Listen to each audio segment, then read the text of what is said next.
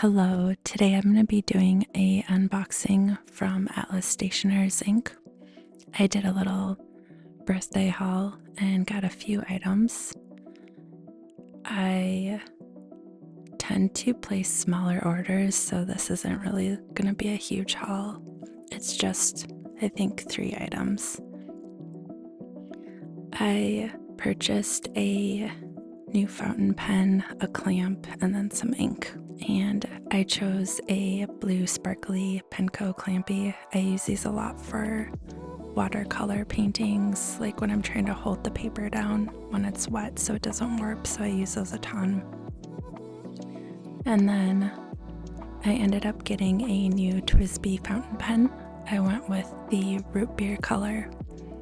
I basically buy a pen for my birthday every year, and this year I went with this one, mainly to replace one that I broke, which I'm devastated about. I had a TWSBI Diamond Iris, and the threading just completely shattered, and I don't know, I had to replace it because I was kind of lost without it.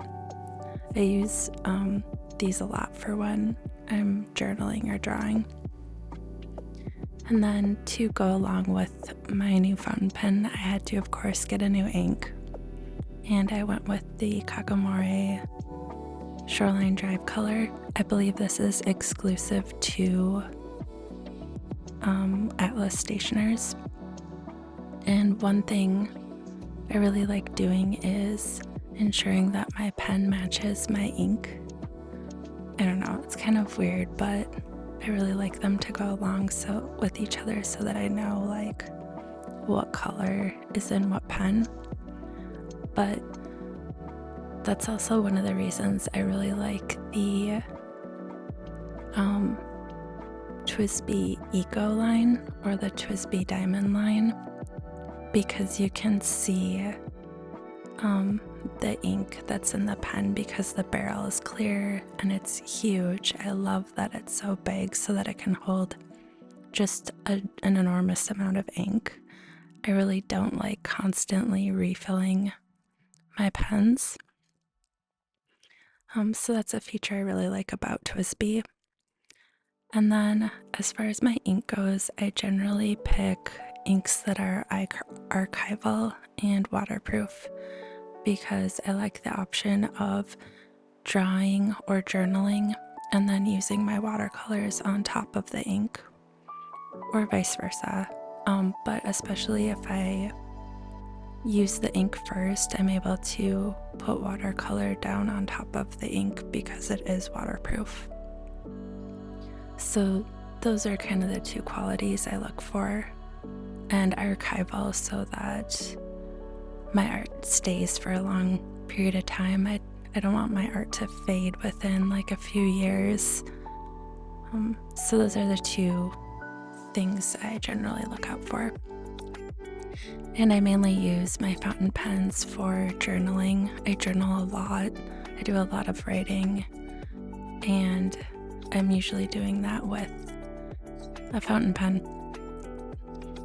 And then here I'm using a Hobonichi that I bought to use as my like swatch book.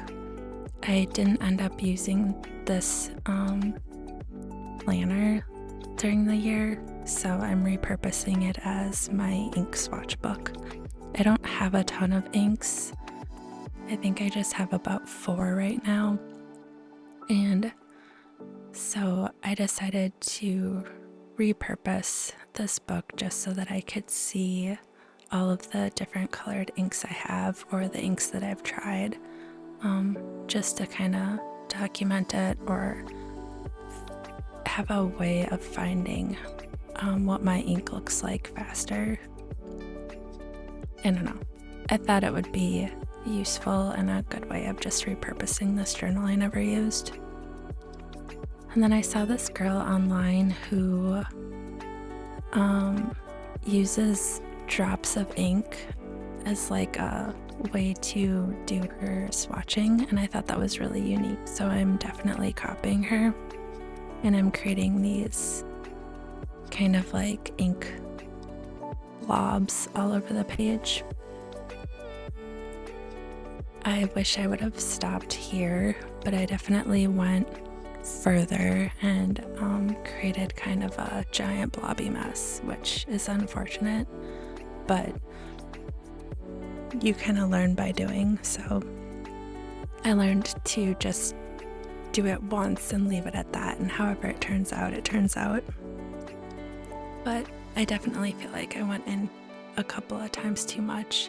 I like the organic shape that the ink creates, and it's very loose and freeing and not something I normally do, so I think this is kind of a good thing for me to do. But I love this color and I love the pen color. I just think this is, I don't know, unique. And I don't know, but I don't know, that's my little Atlas Stationers haul. Thanks for watching. Bye.